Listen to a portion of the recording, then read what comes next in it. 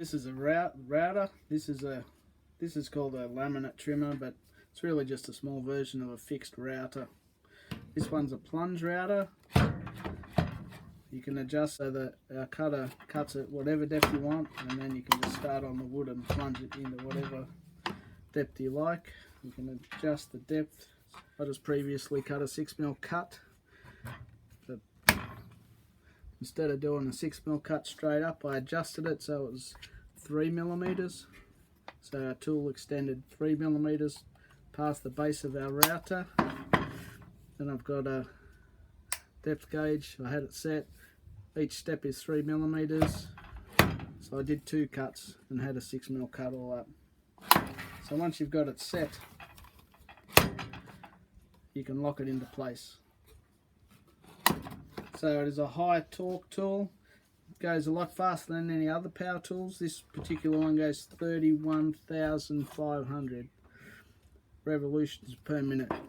That's how fast this little cutter is spinning. So you must hold it with 2 hands, this one. It's 1200 watts of power. This one you're probably more familiar with at school, and it's only 350 watts of power, so we can use this with one hand. Still high torque. This one is extremely high torque, so you must stay in control, hold it tight, concentrate, start it, get it up to full speed, put it into the wood, do your cut, release the trigger, let it stop, then remove it from the wood and lay it down.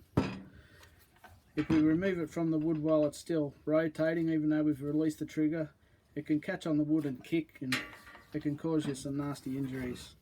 So I'll just show you how this one works, and then we'll have a look at a bit of setting up.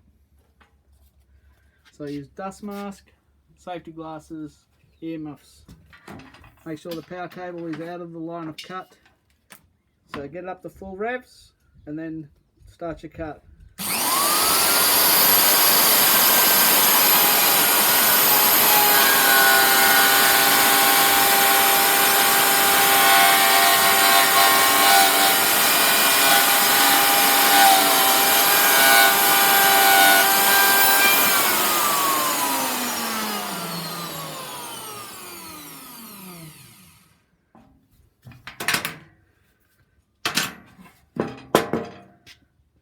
So it's a very versatile tool. You can do straight trenches, you can make signs with it. There's lots of different types of cutters, lots of different shapes. Okay, a lot of edging tools, chamfer, we can cut dovetails. Edge trimmer, the ones with the bearings go up against the edge of the timber and it won't cut any deeper than what the bearing is set at. So the bearing would run along the edge of the wood, and whatever shape you have here, that's the shape that's going to be on the edge of your wood. So it's a very versatile and handy tool. Before we do any maintenance on any power tool, disconnecting the power.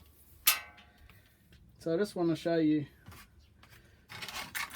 that this is a large capacity router. And it's actually got a 1/2 inch chuck, so I can take a tool with a 1/2 inch shank on it.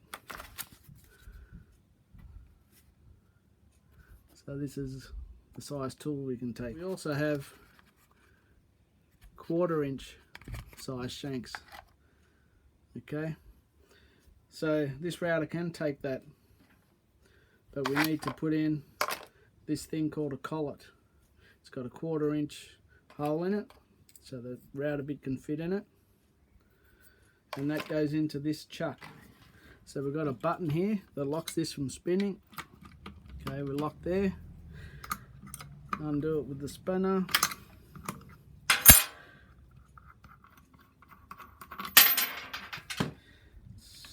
So the chuck's still holding it tight, so we'll put the nut on and just tap the nut. There we go, loosened off now. Can pull the cutter out. So that's a 1/2 inch and this is a 1/4 inch. Now I need to take the nut right off.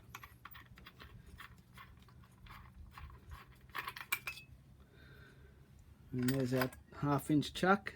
I'm going to put this 1/4 inch collet in once I remove the 1/2 inch collet. Now the 1/4 inch collet will fit in there. And fit the nut back on there.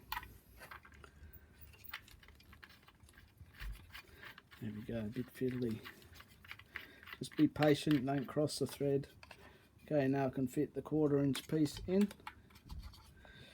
Push it all the way in and let it come out a little bit.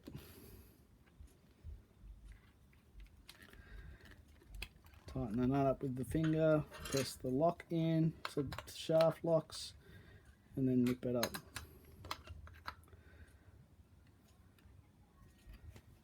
Okay, so that's how we can fit a 1/4 inch cutting bit into a 1/2 inch chuck. They're called collets.